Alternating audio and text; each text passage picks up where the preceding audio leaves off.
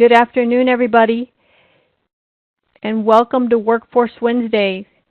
Today our topic is how to answer questions about work history, and our presenters are Thalisa Laverne and Velta Worley from Workforce Solutions Houston, Galveston area. Today is March 20th, and my name is Olga Escamilla, and I'm going to be your host and moderator for this webinar. Now, I want to introduce our presenters, and I want to welcome them. So our first presenter is Thalisa Laverne. And Thalisa is a member of the Regional Texas Gulf Coast Navigator Team for Workforce Solutions. She specializes in providing training and education to the Gulf Coast community, career staff offices, and employers in assisting individuals with disabilities. She brings with her over 10 years of experience and expertise working in the nonprofit industry, serving Houston's disadvantaged community, individuals and families experiencing homeless, victims of domestic abuse, and individuals of families experiencing hunger. Her greatest contribution to Workforce Solutions is her compassion, commitment, and dedication to serve others. And she holds a master's in organizational management, a bachelor's in science in training and development, and also a bachelor's in counseling and a certificate as a personal fitness trainer. Yay! And then we have Velta Worley. Welcome. And she is a member of the Regional Navigator Team, again, specializing in training, educating, and assisting community partners, Workforce Solutions staff, and job seekers throughout the 13-county region with adult education and literacy and employment for people experiencing homelessness. She has over 8 years of corporate management experience, and she has been with the Workforce Solutions 8 years as a facilitator, technical assistant, and office manager. And she holds a Bachelor's of Science degree from Sam Houston State University. So welcome, Velta and Thalisa. I thoroughly appreciate y'all being with us. If anybody has any questions at this time, you can type them in the chat pod, but we will have question and answer sessions throughout so that you can respond. And this time I'm going to transfer our presenter rights to our presenter. So let's take it away. Thank you, Olga. Welcome to our webinar. Today we will provide information and techniques that will assist any of your students that may have an issue with either a gap in employment and or a criminal history background. We really want this webinar to be very interactive and engaging, so please feel free to use your chat box to ask any questions you might have during our presentation. We will also have a time at the end for questions and answers. So before we get started, we always like to know where you are represented from. We have 28 workforce boards in the state of Texas. The link at the bottom right shown here will take you to this, and you can click on the link for your local workforce board area. So tell me, what workforce board are you with? And then I'll give you about a few seconds just to answer that question in the chat box.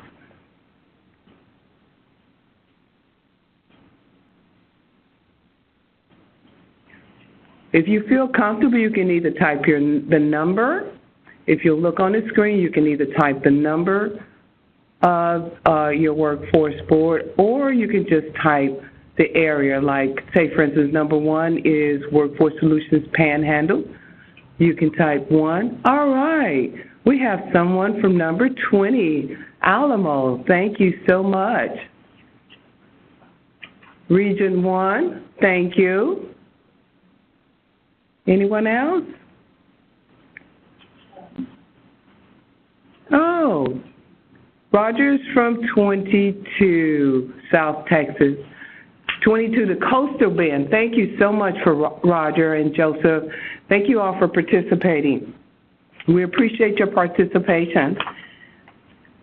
Our objectives today, mainly our goal today, is to dispel the myth or the belief that a person with a gap in employment or a criminal background has less of a chance of obtaining employment or even getting an interview. At the end of our presentation today, we will provide you with information about the best resume to use for addressing a gap in employment or criminal background. Review the similar but different information that goes on an application and resume and discuss those key components in answering the most important question during an interview: tell me about yourself.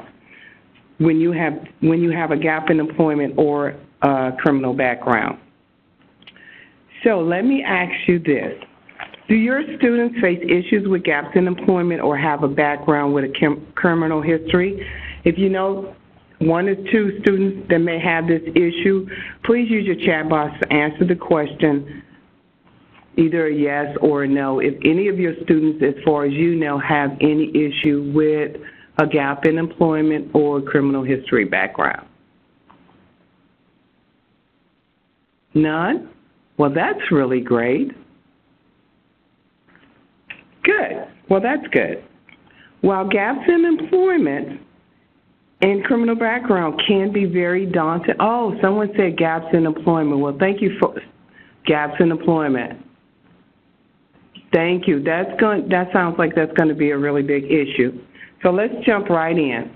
While gaps in employment and a criminal background can be very daunting, there are really effective ways in the job search in order to address these issues during the job search process that minimize the risk of losing out on a job opportunity. So tell me, what do you think determines a gap in employment? Just give me some reasons what would constitute some of your students having a gap in employment. For Linda, for instance, you said some of your students have gap in employment, leaving one job without having another. Okay, that's very good. That's very common as well. Thank you. Moved, children at home, closed plants, very good. All of those are excellent responses or reasons for gap in employment. Thank you so much for participating. Allow me to give you kind of a brief definition of what constitutes a gap in employment, and all of your responses pretty much pertain to this. An employment gap is a period of months or years when the job applicant was not employed at a job. The important thing to remember is that a gap in employment is okay and does not prevent anyone from getting a job.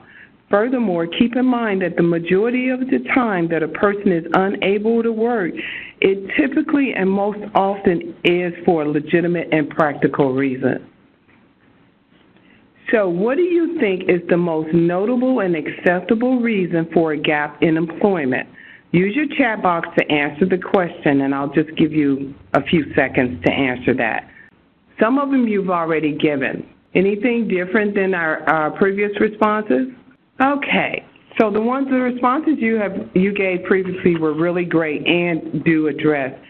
One of the number one reasons for a gap in employment is caregiving.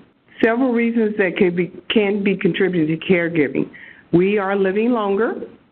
There are a great many advancements in medical care and research. The cost of long-term nursing are forcing many families to have to make the decision to care for their loved ones at home.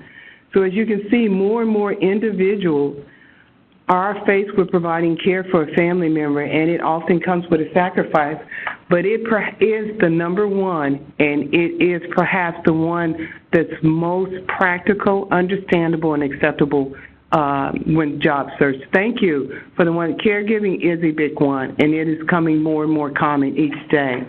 What about number two? We have another one that ranks number two. The second most widely recognized gap in employment is the individual has made the decision to pursue a higher education. Based on labor market information for most local region areas, there are careers in high demand that require specific training, and a lot of individuals that say perhaps someone mentioned a closed plant. That individual may decide to change careers after that career at a plant is no longer feasible, and they may decide to get an education, a higher education, or a certification in order to change careers. So education is the second most widely gap in employment. All right, the third one is, you've done so well with the first two, so I'm just going to give you the third one. The third one is raising a family. Raising a family has actually moved to number three spot for reasons gap in employment. More and more families are the cost, child care costs is really forcing a lot of families to reevaluate, actually, if it's more practical for one of the parents to stay at home and care for the children. All right, number four. We are living in such a fast-paced technological age, along with advances in medical care, research, computer science, and security. This has increased job opportunities in many of these fields. Some of these careers are called high skill, high growth because of the required skill and demands for individuals that are skilled in these fields. So it's not uncommon for an individual to decide it's time for a change and to change careers. So there could be a gap in employment there. And my last top reason that I'm going to present, and it's most commonly recognized and acceptable, is a health condition and or illness. Please keep in mind that there could be other reasons for individuals to have a gap in employment. However, these are typically the most prevalent and acceptable reasons there are. So caregiving, we have a question. So caregiving as a term is uniquely defined as caring for elders and does not represent raising children. You're absolutely correct. Typically, when someone is referring to caregiving, they're referring to either caring for an elderly senior or even someone that has a severe illness, be it mental or physical. That was a great question. Thank you so much for asking that. Okay, so we've kind of reviewed the top 5 reasons why most individuals would have a gap in employment, and more HR representatives and companies are recognizing this and are accepting this. Now, very quickly, we're going to go through a very quick activity, and I want to display or help you to see that there are similar and differences between addressing gaps in employment and criminal history when it comes to completing an application on a resume. So they are similar, but they are different. So let me ask you, what information is similar but different when completing an application and a resume? What's the one thing that goes on an application but does not go on a resume? And I'm going to just give you a quick second to answer that. Social Security, you're absolutely right. Social Security number and criminal background. The one that answered criminal background, you're way ahead of the webinar. Thank you so much. Social Security is absolutely right. That goes on an application. Thank you so much. What about previous and current employment? Okay, all right, we got the answer up there. We saved you some time. That goes on both. You want to have your previous and current employment both on your resume and your application. And summary and objective, where's a good fit for that? Resume, application, education, thank you. Resume, you're absolutely right. Your summary objective definitely wants to go on your resume. Thank you so much for participating. What about references? References, do we see that on both applications and resumes or both? Resume and application. Thank you, Linda. You're absolutely right. Leanne, you're absolutely right. Thank you. Both sometimes. Thank you, everyone. References should both. And what about the most dreaded one of all? What about your criminal history? Where on the application and resume would you create application? Thank you, Leanne. Application, Becky, thank you. You're absolutely right. If you have your students or application right, we'll have the question, have you been convicted of a crime on the application? And exactly right. That information definitely goes on the application and not the resume. What about previous or your current education?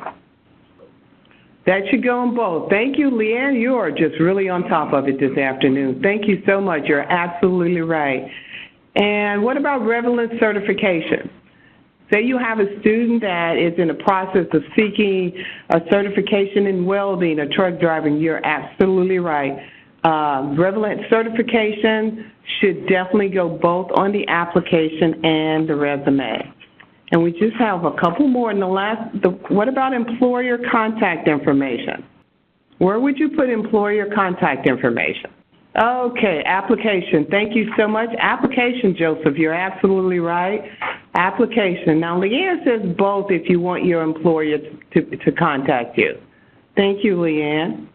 Well, as you can see, there are some similar but different in terms of the information that you want to put on your application versus your resume. And in some cases, you want to include information on both your application and your resume. And thank you so much. You did a really fantastic job of answering those questions. But as you can see, this is an excellent activity also that you could easily do into your classroom. You can make it a competition. You can do it in groups or individuals, and you can easily take this and turn this into an activity into your classroom. Now I will be turning over the next portion of our presentation to Velta. Hi, everybody. So let's talk about applications. So this is a state of Texas application.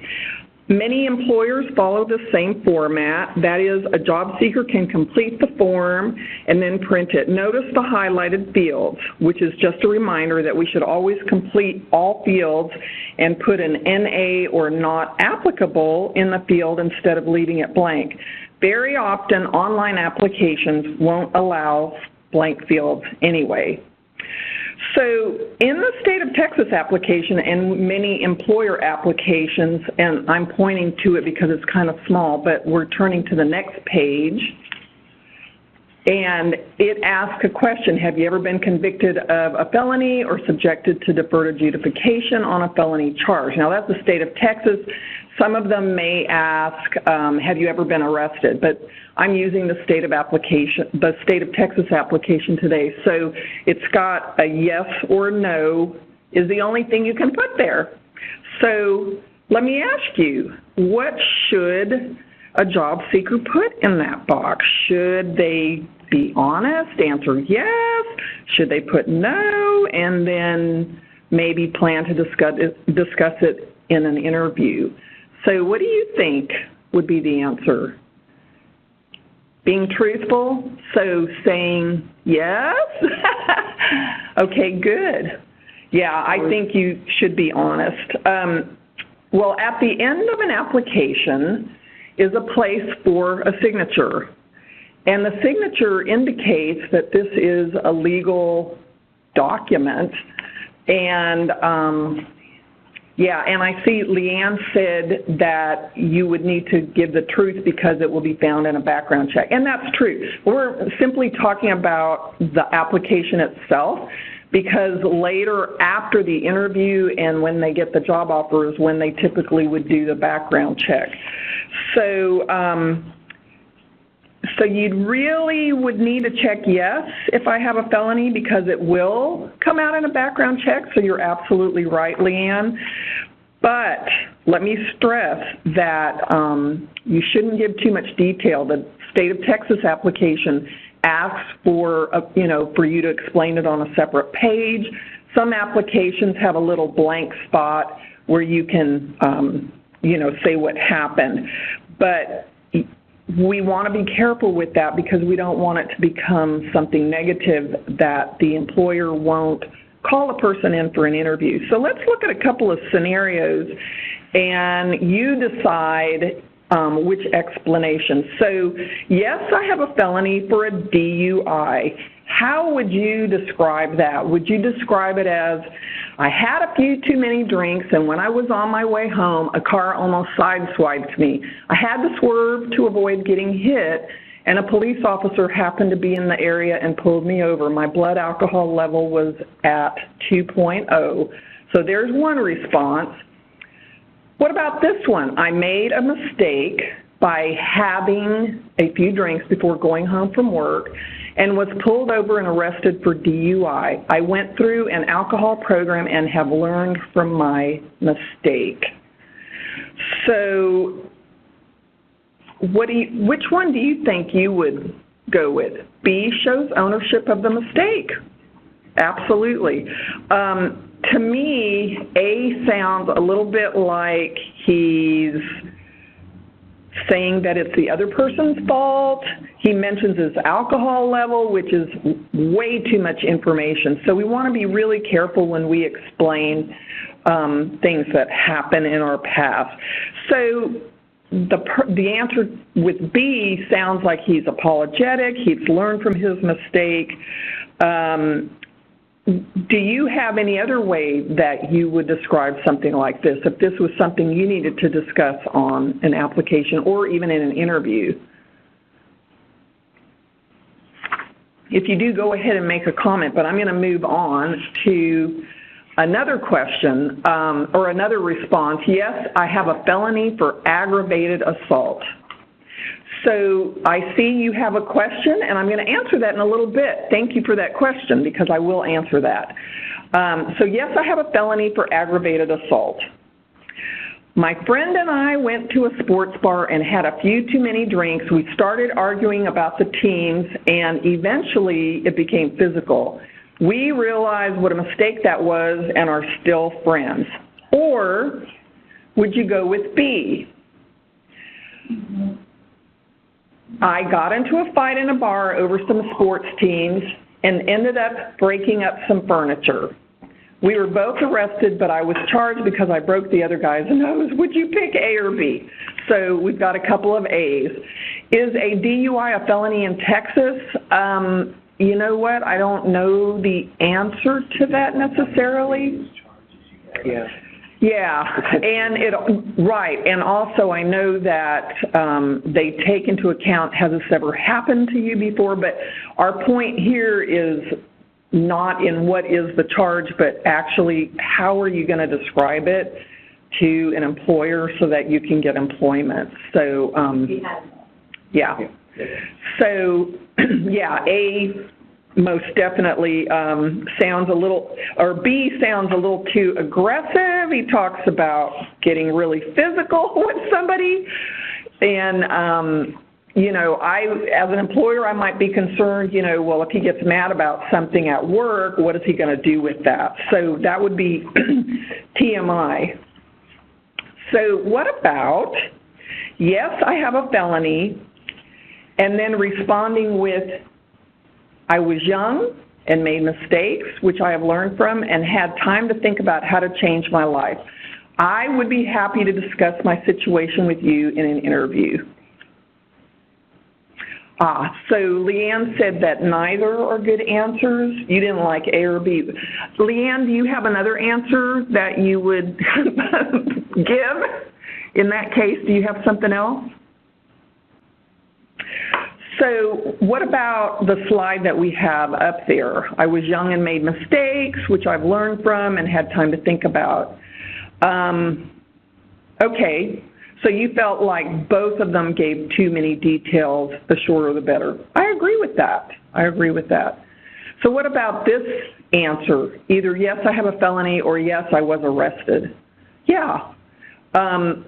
If I were a hiring manager and I saw this as a response, you know, especially if I'm an employer that has hired people that have some type of background, then I could say something like this. And I do like the last sentence is all you need, really, Linda mentioned. I would be happy to discuss my situation with you in an interview. I think that's also a good response.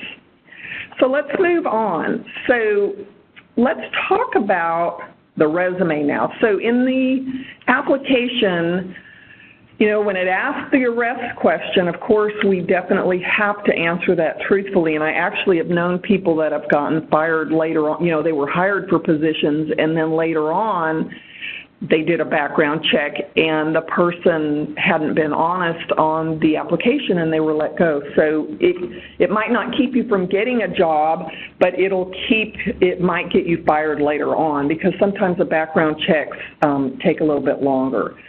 So let's go to the next slide. So here, hopefully you can see this. I don't expect you to read every little line, but I want to look at resumes. So in this resume, we know that Larry Sanchez is a job seeker, and we know what he's looking for. He's looking for a job in building maintenance, so that's really good. So an employer doesn't have to guess what it is that he's looking for. So now I've got two arrows showing, and what stands out to me and what will be probably noticeable to an employer is that Mr. Sanchez's last job was in 2017. So that's 2 years ago. And then between the maintenance assistant job and the construction worker, he's got a 3-year gap. So it definitely stands out.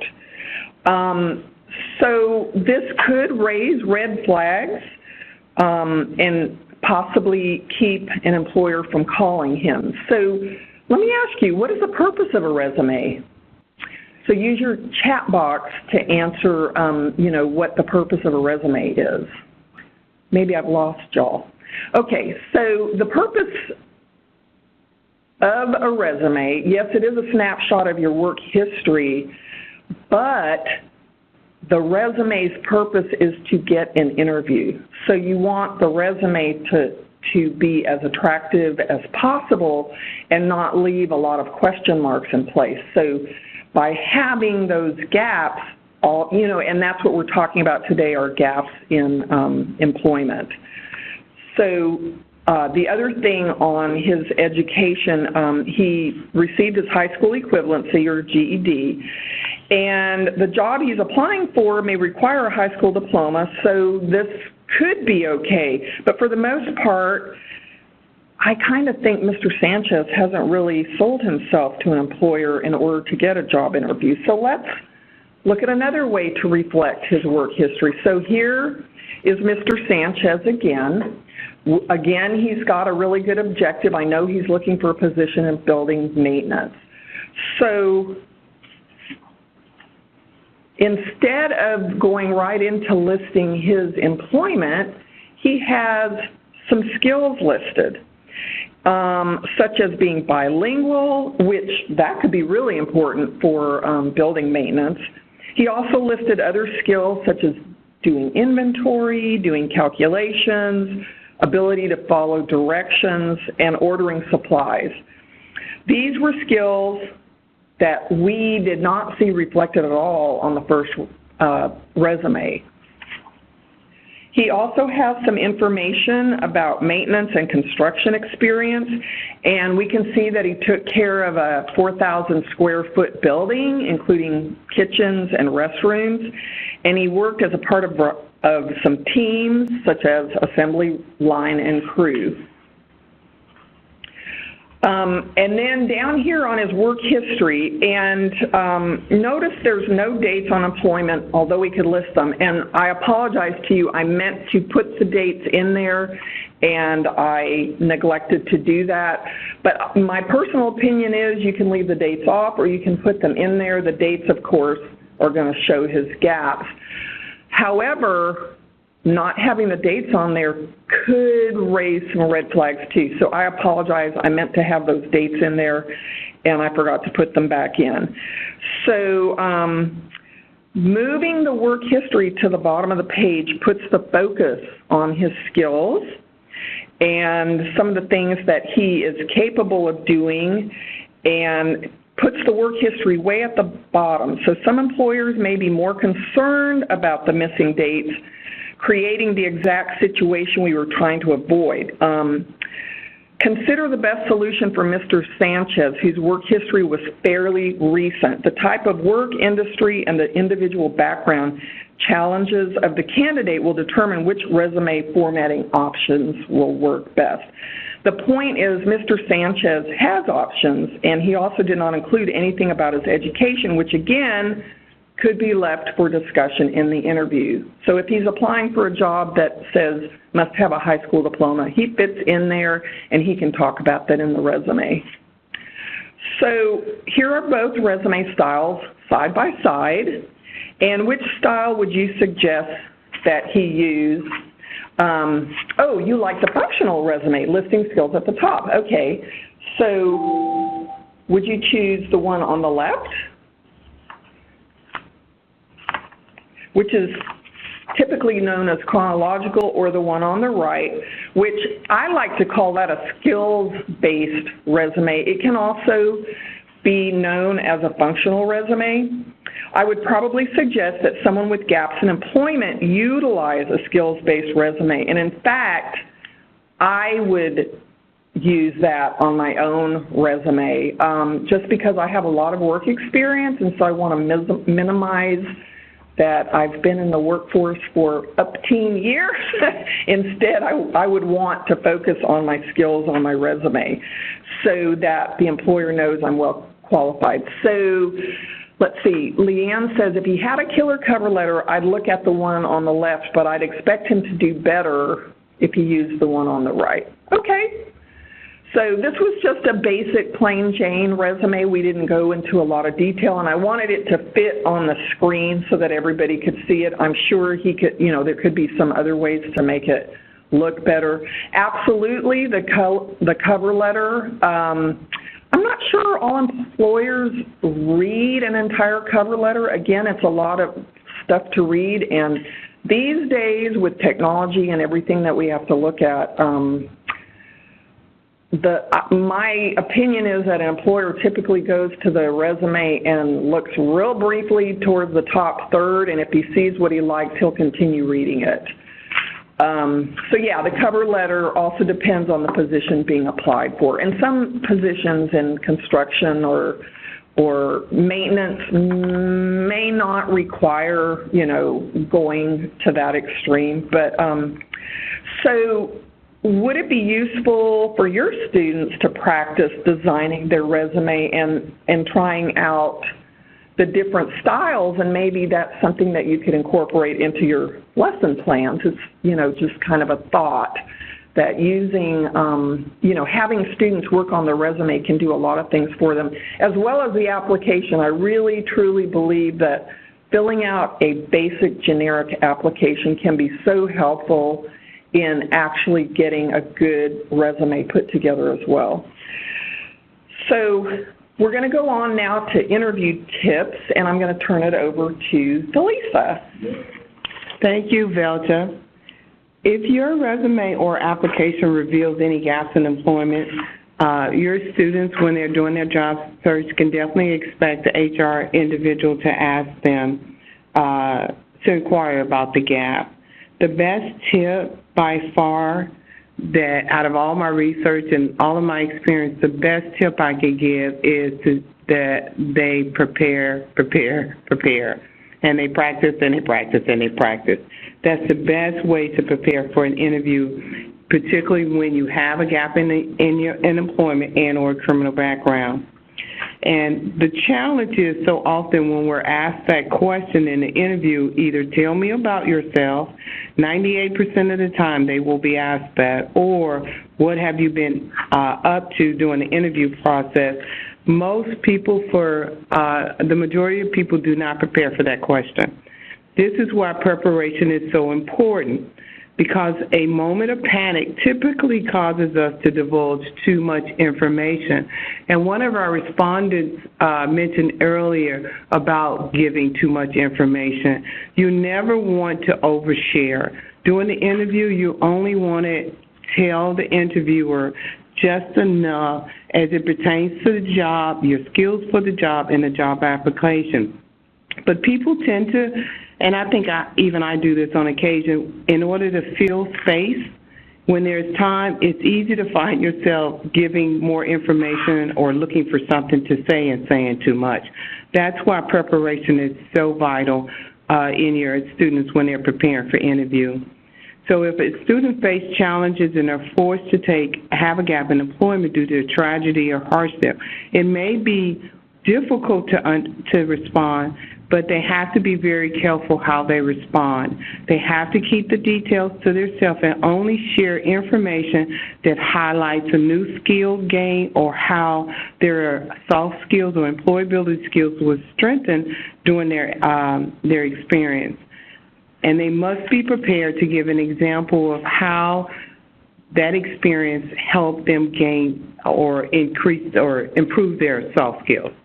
The next one is they must offer an explanation. Remember, you don't want to overshare, but you don't want to cloak yourself in mystery either. It's going to cause the interviewer to think perhaps you're hiding something. So instead, to find the right balance, the candidate definitely wants to explain why they took off for work or have a criminal background, but there is a difference between explaining something and justifying. They never want to justify a mistake or a gap, but just simply explain why it's there, and they should never get stuck feeling like they have to justify a mistake. From 7 years ago, I had to step away from their career. So the first one is don't overshare. Just share enough information in order to address the issue at hand, but do offer an explanation, but never offer an explanation to the point where you're justifying why you had to do it. The other thing I want to mention is, without realizing, oftentimes when we have a gap or even criminal history background, we've gained some type of skill from that, whether we consciously realize it or not. So whenever a student has either issue and they have any volunteer work classes, certification, or conferences that they attended while they had a gap in employment, this would be a great time to mention that. If none of these options are relevant, then probably they have gained some type of new skill and they want to talk about that. And those general soft skills include communication, adaptability, your problem solving, critical observation. Remember that it's important that we prepare our students to show and not tell. Not just say, I'm a team player, but give a concrete example when you were off, you had to work in a situation where you had to work with a group of individuals. So concrete examples in the situations that show how they learned to better communicate or how they became more comfortable adapting to an unexpected situation. The next one is emphasize. If your student have a gap in employment and it's an acceptable and reasonable explanation why, they need to give a reasonable explanation why they're choosing to re-enter the workforce at this time. Remember, in an interview, the key is to be concise and never for the person that's interviewing to feel like they have to justify their decision. Simply let the hiring manager know what you have done, what you needed to do during your time off. Explain any skills that you gained during that time off, and just let the interviewer know that you are ready and raring to go back to work. And the last one is perhaps one of the most important, is be confident. It's not uncommon for any of us at some point in our lives to make a bad choice, have a mistake, do something we're not quite proud of, and to allow that to overshadow any skills or experience that we bring to the table. Your students must be confident. They need to be 100% confident in themselves and even in the explanation for their gap in employment or criminal history. If at any point during the interview that they show any uncertainty, you can believe that the hiring manager is definitely going to be able to pick that up. So it's very important that they practice, prepare, and then practice and prepare some more. And the more they do it, the better confident that they'll be, and they'll be able to address those issues. Now, my last tip to cover is to move on. It sounds a little cliche, but it's very important. Do not dwell on your gap in employment or your criminal background. Sure, it's on your resume or your application, but you should be prepared to address it and not feel as though you need to acknowledge it for more than a minute or two. Again, offer an explanation, highlight the positive outcomes of your decision to re-enter the workforce if that's your particular case. Explain why you're ready to strike up your career again, but don't overshare and don't spend too much time trying to justify your decision. So these are all interview tips, and some of these are tips that I have experienced during the time where I was doing some hiring and had applicants that spent far too much time giving me more information than I ever want to know. Some of it I still remember today. Or not highlighting new skills. And it's really important that when we do take time off, there are skills that we learn. We may not realize that, say, for instance, you're taking care of, you're being a caregiver. There are an insurmountable number of skills that you learn and you even increase in when you have to care for someone else. So those skills can be transferred over into a job search employment. So those are all of my interview tips at this time. And so now I'm going to turn it back to Velta, and she's going to talk a little bit about hiring someone with a criminal background. Okay, thank you, Thalisa. Yeah, because Thalisa covered reasons for gaps in employment, such as caregiving and those types of things. But I really wanted to go a little more into the gap caused by a criminal background. And so I wanted to talk about the benefits of hiring someone with a criminal background. And you may or may not have students that have that issue, but I run into a lot of customers that come into our workforce offices that do have this issue. So I just kind of wanted to highlight it today. And individuals with backgrounds understand that job opportunities for them can be limited. And so when they are employed, they put forth extra effort to prove themselves. I know several individuals personally who fit this. I actually know someone who was a heroin addict, and he was also in gangs. He did his time. I believe he did 10 years, and he came out with an attitude of not living that life anymore, but doing something better. He has attained his bachelor's degree, works in social services, as well as being part of a prison ministry and sharing his story with others. If you saw him today, you would think he was a fine, well-dressed, well-mannered, professional gentleman. And truly, he is. He's changed his life. Work options can be limited for people with backgrounds, and so many individuals become loyal employees to their employers who have given them a second chance. Again, I know another individual who has a background. He went to his interview dressed professionally, he answered all the questions, and was able to convince the employers that he was a great candidate for the position, that he had changed his life, that his past was in the past and he's moved on. During the recent downturn, he was retained. He was one of the employees that was retained while others received their layoff notices. And he has, in fact, been promoted to a supervisory position. Good things really can happen and do happen for those with criminal backgrounds. Productivity goes along with the first two bullets, but very often someone with a background may work for lower wages when they start off, but actually they can be more productive. Very often they already have work experience before the incarceration, and many receive work experience during their time served as well. Many felons are looking for a chance to be accepted and prove themselves by working hard and saving money for the company.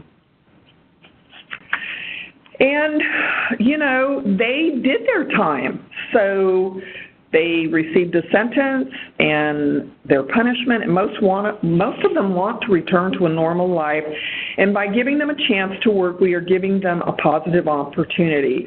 So a recent White House study, and I've got the link at the bottom at goodhire.com with one of their blogs, but a recent White House study found that not only does access to employment help people who have records, but it also has the potential to decrease recidivism.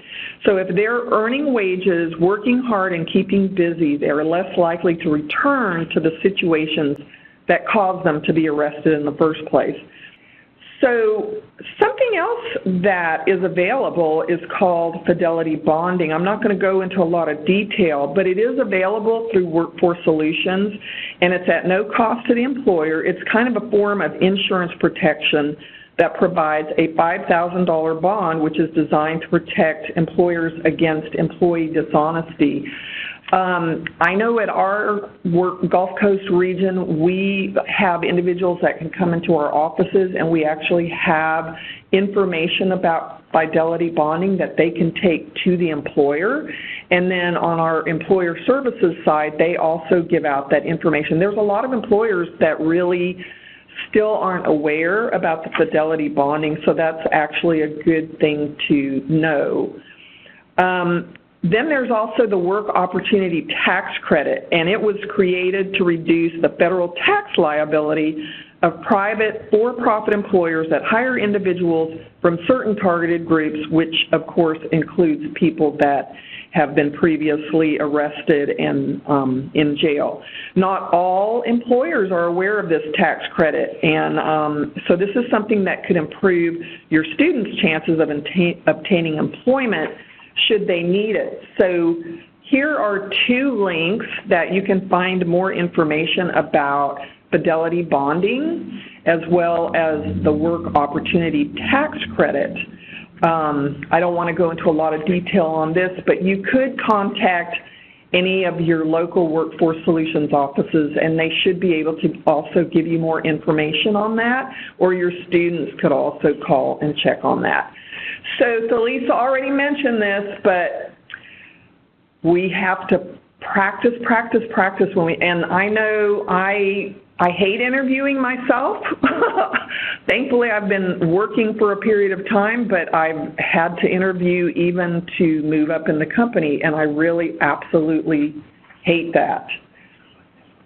And so the way that I get through my interview is to practice. So, you know, you can go to a lot of websites online, just Google typical interview questions, and some of the websites will even give you good responses for answering the questions. But I can't highlight enough that it's really important to practice, not just with each other, but maybe practice in front of a mirror to look at body language. Maybe do it with friends who can provide feedback. We have something that we do here called speed interviewing, where we actually push people into those interview situations, and they have to really think quickly on their feet. And it's a good reminder that interviewing is not always easy. And videotaping, I can't stress enough the importance of, just take out your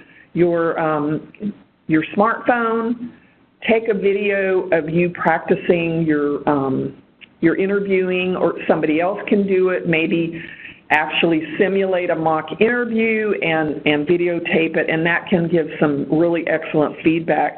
So a lot of times we don't realize our own personal body language. And Roger mentions that they perform mock interviews, which is really great. We do that in our Workforce Solutions offices with some of our job search classes, and I know some of the local colleges do the same thing with their students, is provide those mock interviews. And actually, Thalisa and I have sat on some of those mock interviews, and that's really, really good experience for anybody who is, especially if you've got gaps, but especially if you have a criminal background, because you really need to get comfortable and get past the gaps, the criminal background, and be able to highlight your skills and really what you're going to do for the employer. And that's really what we all want to do when we're looking for employment. So the next time, which will be on May 8th for our Workforce Wednesday, Thalisa and I are going to discuss the typical interview questions. Tell me about yourself, which sometimes can fall into that 30-second commercial.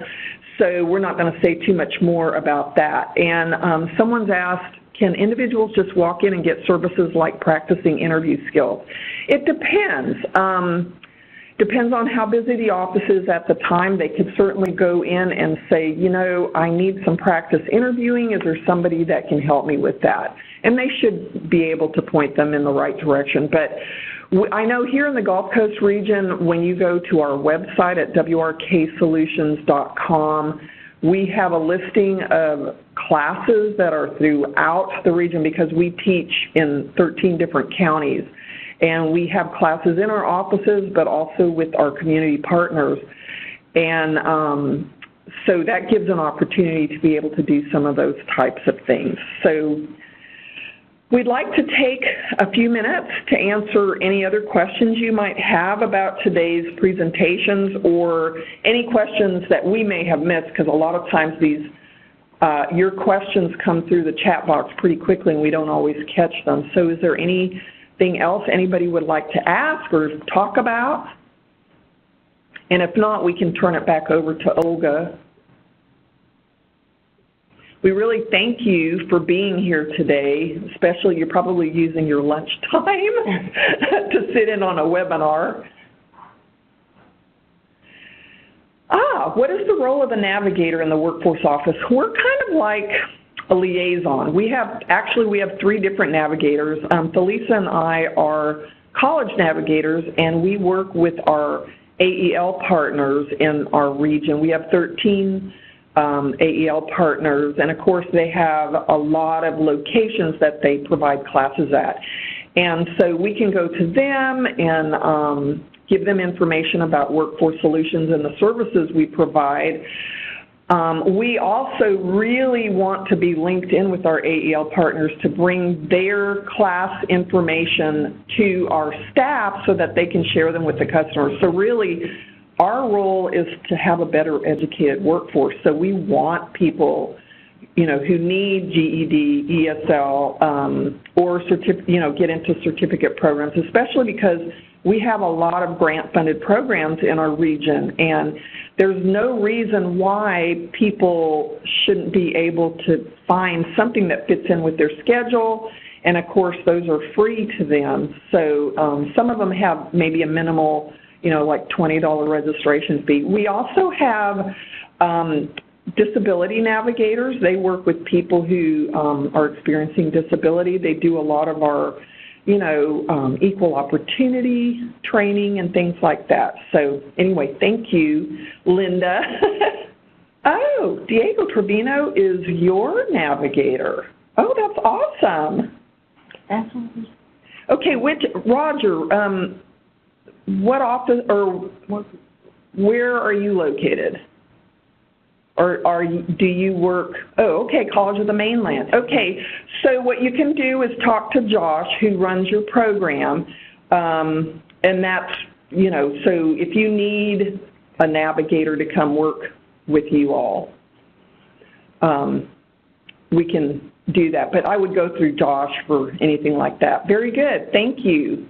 So we're going to turn it back over to Olga because I think we're running out of time. Thank you, everyone. Thank you, Olga. Thank you. It is 1:26, so we still have 4 minutes if anybody has any additional questions. But I want to thank Thalisa and Velta for the presentation. It's great, always great information that you share so that we can pass on to our students in the classroom. So we thank you again for being available, willing and available to share this information with everyone. Again, as Velta and Thalisa mentioned, please do go to your Workforce Solutions offices because they should have someone there that can help share this information with your students in your program. Is that correct? Yes, ma'am. Very good. So we're getting some thank yous. Thank you for providing the workshop. Thank you for training. Great information. So we thank you also for taking the time, again, as Velta mentioned, your lunchtime to attend our session. So thank you again. Thank you, presenters. Thank you, attendees, very much. Great session.